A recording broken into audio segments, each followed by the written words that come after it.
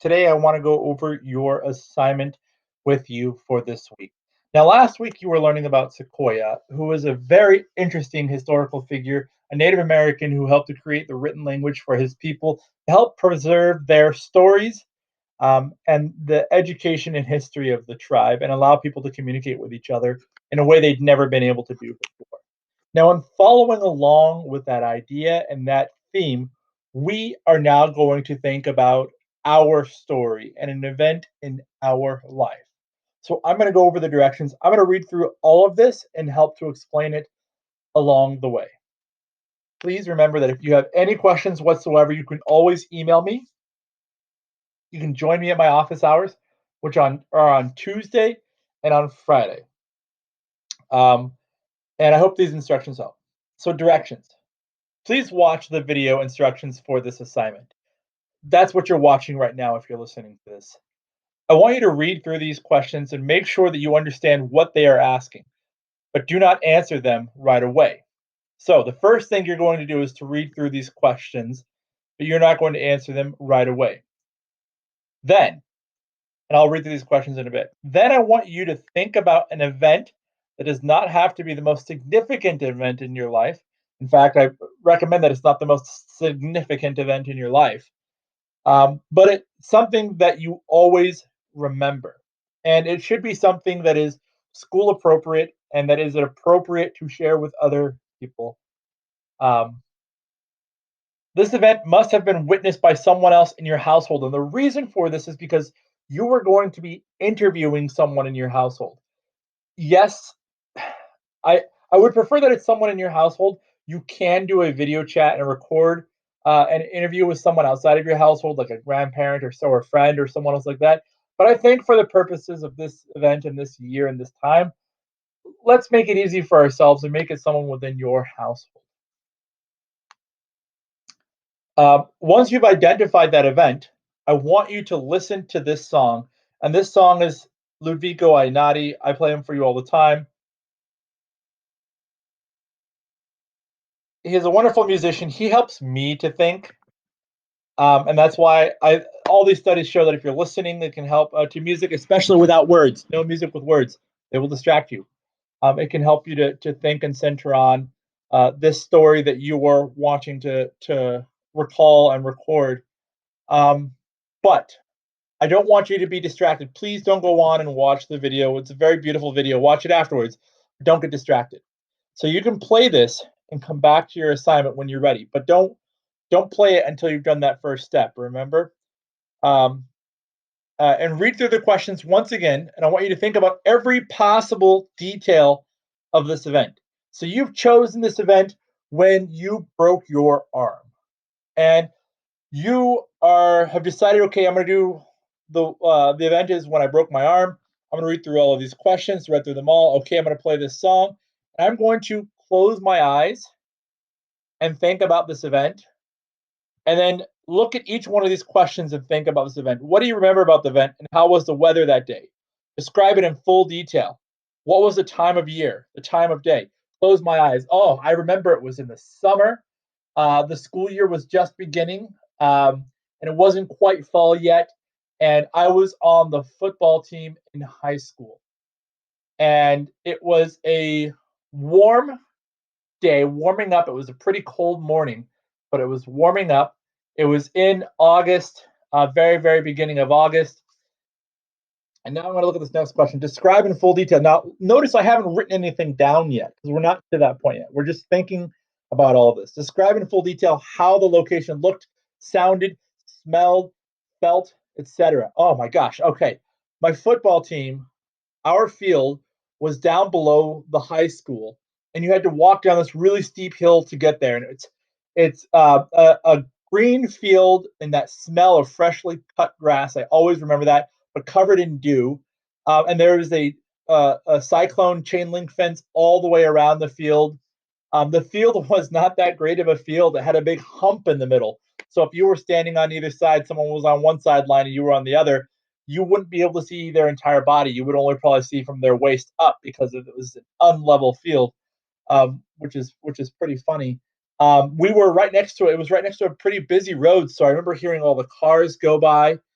Um, and I remember absolutely just loving it. I remember that as a child, when I was on the school bus riding by that field, I would think a lot about how, man, one day I'm going to play football on that field and it's going to be so incredibly cool. And now here I am playing football on that field that I remember staring at from the school bus as a child. Um, so who was there? What were they wearing? How were they acting? How did they sound? Now, this event that I'm recalling right now doesn't actually involve someone in my household, uh, nor someone I'm going to interview. So it's not a good example of something you're going to choose because it has to be involving someone from your household there that you can interview about this event. But I'm going to continue with this example. So who was there was all of my friends on the football team, kids who went to my high school. I remember my coaches that were recent graduates from the university who played college football. Um, we were all in our pads. We had our practice jerseys on, which were a black mesh, plastic, smelly practice jersey that had orange numbers on them. Everyone was goofing off, joking around, but we were also pretty serious when we were um, getting ready to practice and get ready to play. And I know our coaches were so serious, and we couldn't help. We were students, so we would talk and joke around. So again, our coaches would get so upset and they would yell us. And I remember hearing the sounds of whistles and just pads crunching against each other and helmets hitting against each other. And yes. So what happened? What did you see? What did you hear? What did you feel? What did you taste? Think when it was happening. Think as though when it was happening. So I remember practicing a kickoff, and um, or it was a punt, and I was running as fast as I could towards the person who received the ball, looking to make the tackle. And there is just a wall of people all lined up trying to block you to keep you from getting to the person with the ball. And I'm running as fast as I can. And I push really hard with my left arm against someone to get them out of my way. And I try to put my right arm over them to get by them. But I accidentally slammed my right hand right into their helmet. And I remember my hand hurting a bit, but not that bad, and running as fast as I can. I got past the person and trying to go make the tackle. They eventually got tackled. I wasn't a part of the tackle, but I went to the sideline afterwards and was like, man, my hand kind of hurts. But it didn't really bother me that much. I did the rest of the practice. Um, I went home and I didn't think much about it. Um, but then my hand started to swell terribly. Um, and I didn't realize it at the time how much it was swelling because you're playing football, you get hurt all the time, and you just don't notice these things. And it was my right hand on the outside of my right hand, kind of below my pinky in the pad of my hand. It started to swell really, really bad. It started to hurt a lot and a lot, and I was icing it, and I wasn't so sure about it. Um, Eventually, I went to the doctor's office and had an X-ray done, and found out that I'd broken my hand and needed to get a cast on my right hand, which I was really freaked out by because I'm right-handed, and that meant I couldn't use a pencil. I was in metal shop. It meant I couldn't really. I'd have a hard time trying to grip the hammer and my arc welder and stuff like that. So I really thought a lot about how much this was going to affect me in my classes and playing football, and I was really, really concerned about not being able to play football. So I was really scared about that. Um, Finally, why did you think this is an important memory or story? How will it affect who you are today? So, I think this is an important memory because it was my right hand, and it's something that you totally take for granted that you're always going to be able to use this extremity of your body that's so important to you to use all the time. I am right-handed, like I said. I use it to type on keyboards, and that was going to greatly affect how I was going to get my work done. It was really difficult for me to be able to grip a pencil. It was really difficult for me to be able to do the work that I need to do in my metal shop class that I was really enjoying. Also, for the football team, I wasn't able to work out or weight lift with using my hands as because putting any weight on my hand really hurt pretty bad. And it was something I just completely took for granted. And then I had pretty much it was incapacitated. I wasn't able to use it for almost I think 4 weeks or 6 weeks. And that was something I realized that I didn't. And I always think about that too. How much like I don't want to take these things that I have for granted because um, you always just assume you're gonna be able to use this thing, and when you can't use it, all of a sudden you really come to appreciate it and take care of it, and think about all these other things that you have, that you want to make sure that you aren't taking for granted, and making sure that you don't act as though you'll ever be without it. So I try to make sure now that I'm always prepared in other ways. Should I be without something that I really need? So that's my memory that I'm going to share for today. Um, you're going to be thinking about that as well, um, and listening to the song. Now, notice I still haven't written anything down. Um, but then once I've gone through and I've read through all the questions like we just did, and I've thought about that memory while I'm listening to the song, then once the music stops, when you are ready, you can start writing your answers to the questions. I want you to use this timer. Now, here's a link to a timer. It says 5 minutes. We're going to change it to 3 minutes. 3, 0, 0, start. And I'm going to come back to these questions. I'm going to read through them. What do you remember about how the weather was that day? Describe in full detail what was the time of year, time of day. Now, I've thought about this twice now. So I'm going to start typing for 3 minutes. I run out of stuff to say. I'm not moving on yet. I'm waiting for this 3 minutes to end because I want you to use as much time and as much detail and really, really, really take the time to think about this question. Other stuff, because when you are forcing yourself to sit and think about it, you're going to start to remember other little bits of details that you totally forgot about or hadn't thought about maybe in months or years, about that event, or about that location or what it was like on that day. Like for right now, I remember that one thing about playing football, it is when it would get cooler in the afternoon, um, as the day would end, and you would take off your helmets. And this happened on this day too at the end of practices as we'd sit to kneel. The steam would just rise from your pads and from your helmet because you were so physically hot. And you took off your helmet, it let all this heat escape. And I just remember that as we would all kneel at the end of practice, all this steam would be rising from this pile of people, up into the air. And it was just kind of a crazy sight as you would watch it start to slowly get dark out.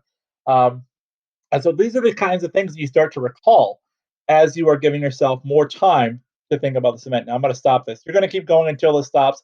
When this stops, there will be a beeper, and then you can move on to the next one. There are 5 questions. You're only taking 3 minutes for each. Don't move on till the buzzer goes. Please, I'm asking you to be, um, to be serious about that, waiting for the buzzer to go. And that should take you 15 minutes total to answer these questions. Now, I want you to work on writing complete sentences and think about every little detail possible. Please don't just put cold, sun, windy. I want you to put, it was a summer day, and in that time where I was, because that area of California, it's different than summer in Vermont. It's not as nearly as humid, the drier heat. The days aren't as long as in Vermont because Vermont's a little more north, so the days in the summer are a little bit longer. So you want to be able to make sure you're using full sentences to explain that. You are not going to discuss this story with the person, who you are going to eventually interview, which you're going to do next week, because I don't want your version of the story to interfere with their memories of the event. So please, please, please, don't go if you're going to interview your mom or dad or sister, or a cousin or a friend or whoever for this event. Please don't tell them about it ahead of time, okay? Because I want you to have your full version of this story recorded and written down and thought about. And then I want you to interview them and have them do the same process next week. And I want you to hear it from their perspective. Because eventually you are going to listen to your copy of the story. And yes, you're going to record this in the future. And you are going to listen to their copy of the story. And you're going to find that that exact same event, they're going to remember it slightly differently. Um, and they're going to have a whole different perspective than you have, and it's going to help you. It's going to be honestly incredibly amazing. And in fact, next week I'm going to share some examples with you from last year's class, and there are some really, really, really good examples, and they really help you to see the two different versions of the same event and the different perspectives of that same event, and that's going to be very important. And it might ruin it if you tell the people about the story ahead of time or correct them and say, no, that's not what happened. This happened. So you want to make sure you're not at all interfering with their memory of it until you interview them, and then you can hear the two different stories side by side. Please spend no more than 50 minutes on this assignment. That shouldn't even be possible. I imagine you'll finish this in 30 minutes. At least 15 minutes for writing stuff down. You have at least 6 minutes of thinking about the event, listening to that song, and however long it takes you to read through this once before ahead of time. So, really, we're talking 30 minutes, 40 minutes. If you hit 50 minutes and you've been working your butt off because you want to write as much as possible and you need to stop, stop. That's totally fine. Okay. Um, but if you have any questions, please email me. Join me for my office hours. I would love to hear from you guys on Tuesday and Friday about what event you're talking about. I really, really, really would love to hear you talk about your story. So please join me for my office hours and tell me about what you're thinking about. Or if you're struggling with this, I'm happy to help you. Okay. I look forward to seeing what you have all been thinking about for your story. And I really look forward to reading these. And I will talk to you later. Have a great day.